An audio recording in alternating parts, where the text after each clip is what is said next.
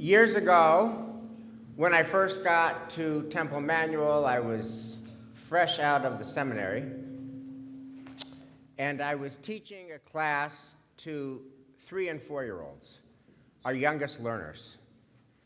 And I don't know what I was thinking, and I can't recreate what possibly went on in my head at that time. But looking at a group of 3- and 4-year-olds, our youngest learners, I said to them, "Have you ever seen God?"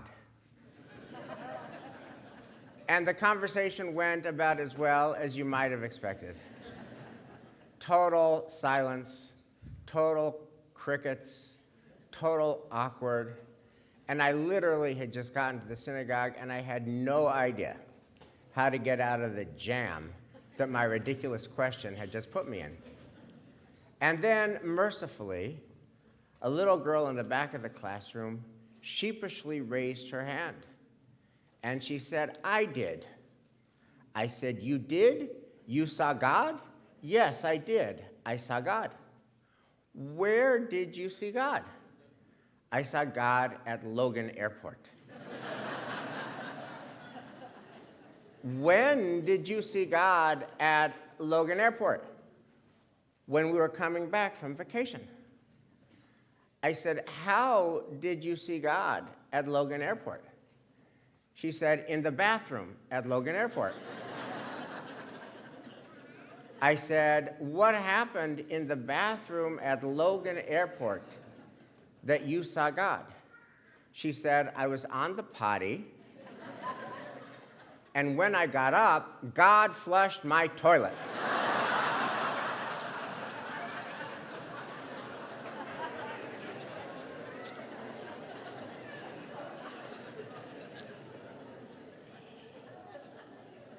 How do we see what we see? And how do we know what we know? In his new book, How to Know a Person, David Brooks invites the reader to do a thought experiment. Imagine that you are in a bedroom with 9 other people. And the bedroom has in it a desk, a chair, a bed, a painting, and a window. And all 10 people are asked to open their eyes at the same time and write on a pad of paper what they see, the objective things in the bedroom, the objective contents of the bedroom. And the question of David Brooks is, would you expect that the 10 people would write broadly consistent things? After all, they're capturing objective reality, are they not? A desk is a desk, and a bed is a bed, and a window is a window. But it turns out more complicated than that. Because we may be seeing the same thing, but we see the same thing very differently. Because everybody brings their own experiences and beliefs and values to what they see. So, the interior decorator looks at the room and notes the decor. And the security specialist looks at the room and notes the window and the areas of vulnerability. And the artist is totally focused on that painting. And the personal trainer is focused on none of the above, but where's the free space in the room for burpees and push-ups and planks? We don't only see with our eyes, we see with our whole soul. Which means that people who love one another a lot can still see the same things very differently, because everybody has different experiences, backgrounds, and values. So the question I want to ask you on this Rosh Hashanah is, how do we navigate this issue of loving across difference when we see the same things so very differently? So this is the question of our Rosh Hashanah Torah reading. Abraham has this son named Ishmael. And Ishmael is born with a skill that nobody else in the entire family has. Alone in the family, Ishmael is an archer, The guy loves bows and arrows. Abraham is no archer. Sarah is no archer. Isaac would have no idea what to do with a bow and arrow. But archery is Ishmael. And if you don't see the archer in Ishmael, you don't see Ishmael. Question. The dad, Abraham, total non-archer. The son, Ishmael, total archer. What happens to their relationship as a result of that gulf? So there's only one verse in the Torah that describes this relationship, and it's a cheery verse. When Abraham dies, Isaac and Ishmael bury Abraham in the cave of Machpelah. That's it. The verse is terse. We have no idea what Ishmael thinks or how Ishmael feels, just that they bury him. But since I've done some funerals here over the years, I want to offer two very different reads on what archer Ishmael thinks about his non-archer dad, Abraham, at the burial of his father, Abraham. One read is that Ishmael has sad eyes at his dad's funeral. Let's talk about sad eyes. What are sad eyes? Sad eyes at a funeral are not real tears. Sad eyes are really about a broken heart. Sad eyes are about sadness because there was something broken in that relationship that never got fixed. There was some disconnect. There was some tear. There was some breach, and it never got healed. And so now I'm burying this loved one, and I've got sad eyes. Sad eyes over what never was. And this is how Ishmael's sad eyes would go. My father always said to me, archery's not my thing. Okay, Dad, fine. Archery's not your thing. But you know what? Archery's my thing. Why couldn't you see me? Why didn't you get me? Why didn't you love me for who I am? And so I have sad eyes because I have two things to mourn. I'm mourning the father that I had, and I'm mourning the father that I never had. I'm mourning the father that never saw me, never got me, never was curious about me, what made me tick. Now, if you have an archer in your life, and you're not an archer, if there's somebody in your life that you love but you're very different from, if our response to that difference is archery is not my thing, and we stop there,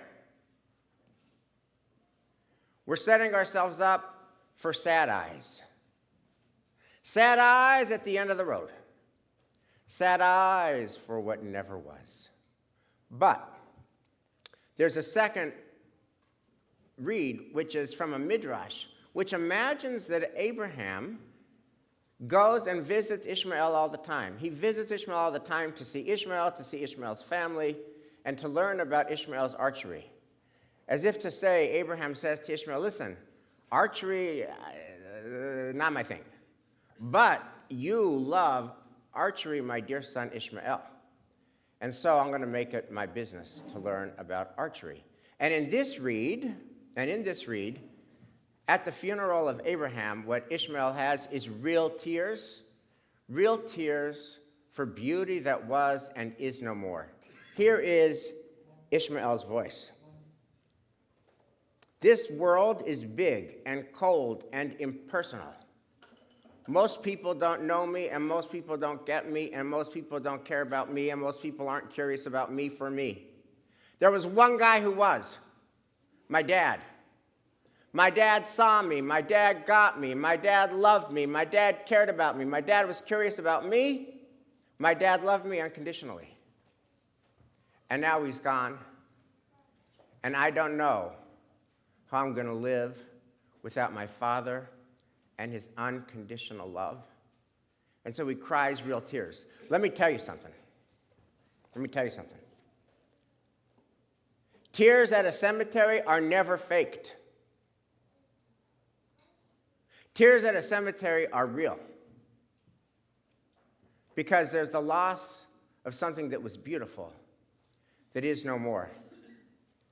So here's our question, Rosh Hashanah. Where are we headed? For those relationships where there's difference. Sad eyes for what never was, or real tears for the beauty that was and is no more. So many of us have an archer in our life. The thing they do, the cause they pursue, the interest they have, the cause they champion, just different from us. And the question is, do we say archery is not my thing and leave it alone? Or do we try to make it our thing? Love begets love. Distance begets distance. It's the oldest equation in the books. Love begets love. Distance begets distance. It is the oldest equation in the books. And I've been with families, so many over the years, where there's sad eyes over what never was. And I've been with families over the years, so many of them, where there's real tears for the beauty that was and is no more. And I'm telling you, and you know, that there's all the difference in the world. So the question is, what kind of life are we living now? What kind of relationships are we building now? What kind of love are we showing now? Is it curious or incurious? Is it conditional or unconditional? Here's what I want to say to you today on Rosh Hashanah. If you're driving on Sad Eyes Road, try your best to get off of Sad Eyes Road. Try your best to get onto Real Tears Road. Not only because if you get on Real Tears Road, then when you're gone, there'll be real tears for the life you lived. But more important, if you get onto Real Tears Road, it's going to be better for the both of you while you're still here. And if you're on Sad Eyes Road and you never get off of Sad Eyes Road, it's worse at the end, and it's worse during the middle. And if you can figure out how to get onto Real Tears Road, it's better at the end, and it's much better in the middle when you're alive. Now, I learned myself late in the game.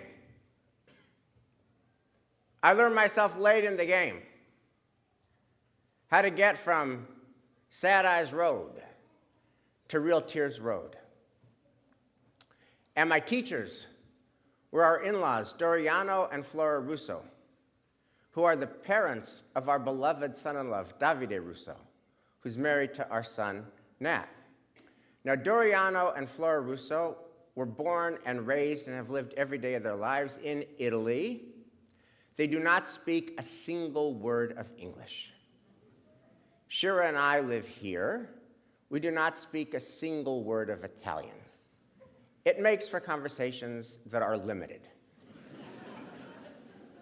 The only word that we have in common, I don't even know if it's a real word, is bambino.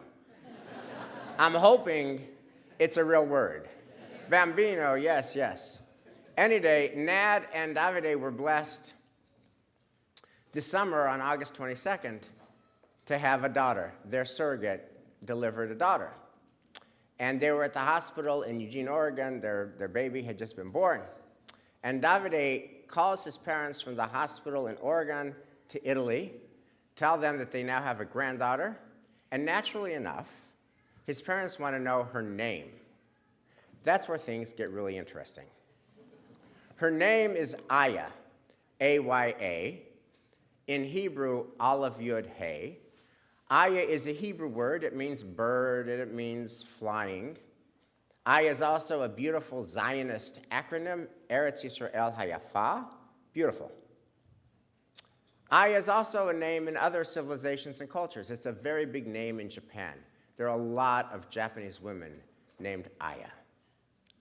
Aya also has a meaning in Italian, but it is none of the above. If a native Italian speaker stubs their toe in the middle of the night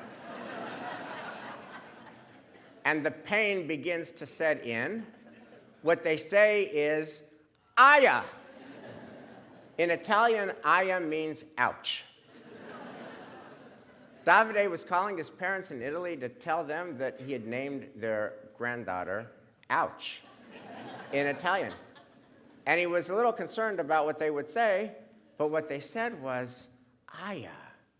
That name must have been written in the heavens. Yeah. Can we do that? Can my ouch be your beauty? When we love deeply, we are deeply loved. And when we see deeply, we are deeply seen. And it's never more important to do than when it's hard to do. So let's begin at home. And let's begin right now. Shana Tova.